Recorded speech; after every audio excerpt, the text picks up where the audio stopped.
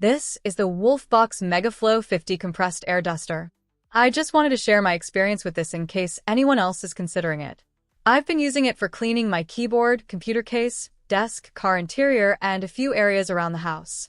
It's much smaller than the corded air blower I used before. It weighs about 0.45 pounds, so it's easy to hold with one hand and doesn't take up much room in a drawer or car compartment. The body is made mostly of plastic. It feels light rather than heavy or rugged. I haven't had any issues with the casing during normal use, but I would still be careful about dropping it onto concrete. There's a small loop for a wrist strap, which is useful when I'm working around a car or carrying it outside. Setup is simple. I charge it through the USB-C port, attach one of the 4 nozzles, turn it on, and choose a speed. The nozzles use a twist lock connection. They stayed in place while I was using the highest setting, and I didn't have to keep pushing them back onto the blower. There are 3 speed levels. The low setting runs at 25,000 revolutions per minute. I use that for light dust on my desk, keyboard, and other surfaces where I don't want things flying around. It also gives me more control when I'm cleaning close to small parts. The middle setting runs at 60,000 revolutions per minute. This is the one I use most often. It has enough airflow for computer vents, window tracks, car air vents, and dust sitting between seat cushions. It's easier to control than the high setting, and the battery lasts much longer. The high setting reaches 110,000 revolutions per minute. The listed airflow is about 50 CFM, with a wind speed rated at more than 160 miles per hour. I didn't measure those numbers myself, but the difference between the middle and high settings is easy to feel.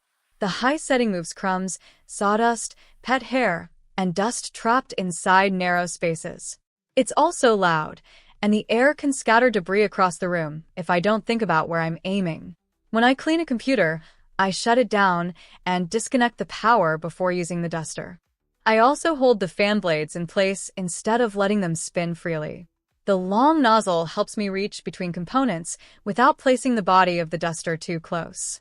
The air comes out dry, and I don't get the cold surface or liquid spray that can happen with disposable air cans. Compared with canned air, this gives me steady pressure for the entire cleaning job.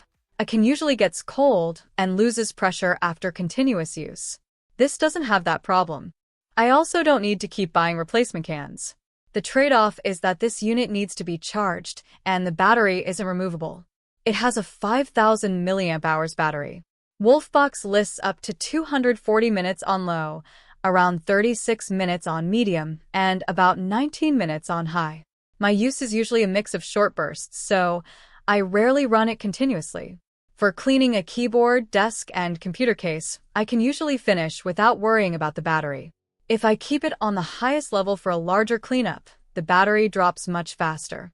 19 minutes may sound reasonable, but it can pass quickly when I'm clearing sawdust or working through a car interior. Once the battery is empty, I have to stop and recharge it. A full charge takes about 3.5 hours. That feels long compared with the high-speed runtime. The fixed battery was one of my concerns before using it. I prefer replaceable batteries and tools because I can swap one out and continue working. That isn't possible here. For short cleaning jobs, it hasn't bothered me much. I wouldn't choose it for long workshop sessions where I need constant airflow. The controls also took some time to get used to. The trigger is small, and the power and speed button is on the rear of the handle. When I grip the body firmly, part of my hand can press that rear button by accident.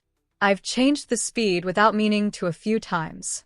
A larger trigger and a different button position would make it more comfortable. The motor and body can get warm during longer sessions.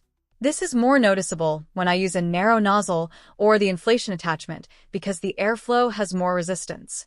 The duster includes heat, overcurrent, short circuit, and overvoltage protection. It can shut itself down if it gets too hot. I still give it a break when I notice heat building up rather than waiting for that protection to activate. The inflation nozzle works for things like pool floats and small air mattresses. I see it as an extra use rather than the main reason to get this. It moves a useful amount of air, but it's not a replacement for a high-volume pump when inflating something large.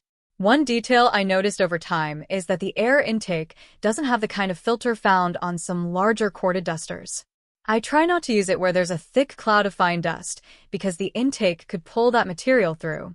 I also avoid pointing it directly at an exposed camera sensor. For sensitive equipment, controlled airflow and a clean working area still matter.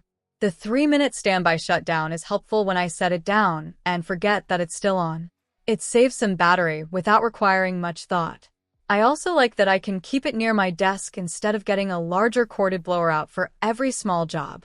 This makes the most sense for someone cleaning keyboards, computer cases, car vents, workbenches, window tracks, or small electronics. It's also useful for anyone who uses disposable air cans regularly and wants a rechargeable option. If I needed hours of strong airflow, I would use a corded blower instead. A corded model is heavier and less convenient, but it can run as long as I need. My experience has been positive for short, regular cleaning jobs. The airflow is strong for the size, the speed control is useful, and it's easy to store. The awkward button placement, fixed battery, and long charging time are the main things I would keep in mind. I'd recommend it for light household, computer, and car cleaning, as long as the limited high-speed runtime fits the way you plan to use it. If you have any questions about the WOLFBOX MegaFlow 50, leave them in the comments.